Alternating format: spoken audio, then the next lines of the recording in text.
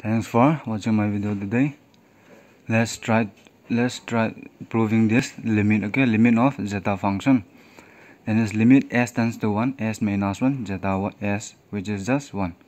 Actually, if you substitute the value of s, so s is 1, 1 minus 1, 0. So zeta of 1 will be divergent. Okay, zeta of 1 is divergent series. So which I am going to prove in the future. Okay, so now let's go on to prove this. So our solution, let our limit to be L. Okay, just L equal to limit s tends to 1, s minus 1, zeta s.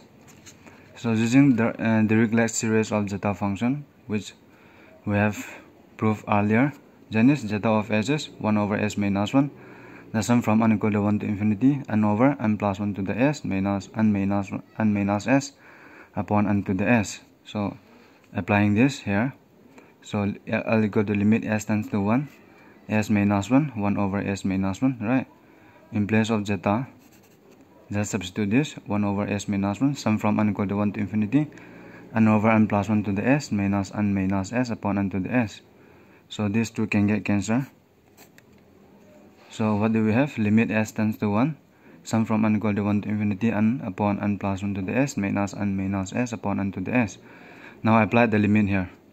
Limit s tends to 1, so sum from n equal to 1 to infinity, n over s tends to 1, so n plus 1 minus n minus 1 upon n to the 1, right? N to the 1 is just 1. Now simplify this.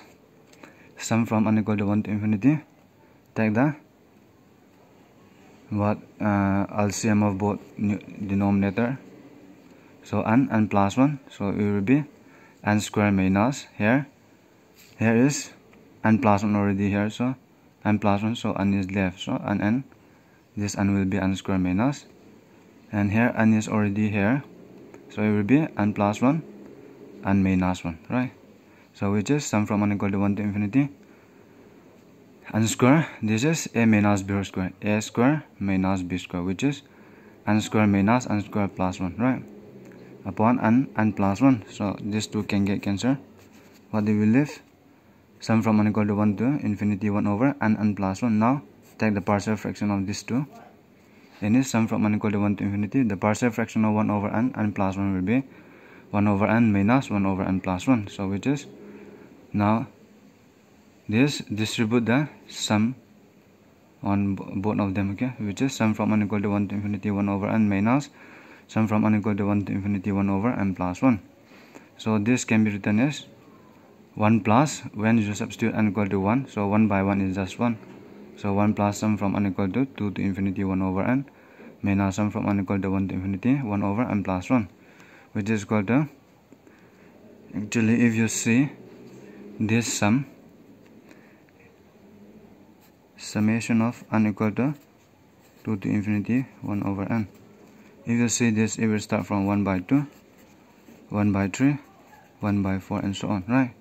And again, if you see for this one, then the sum from n equal to 1 to infinity, 1 over n plus 1 is, when n is equal to 1, this will be 2, when n is equal to 2, this will be 3, and when n is equal to 3, this will be 4, and so on, right?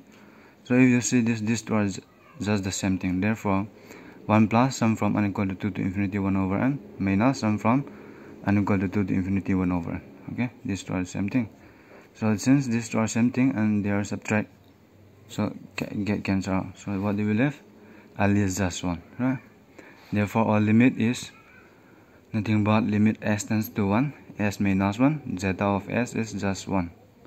So this is how I managed to prove this limit. You can find other proof in other paper also, okay?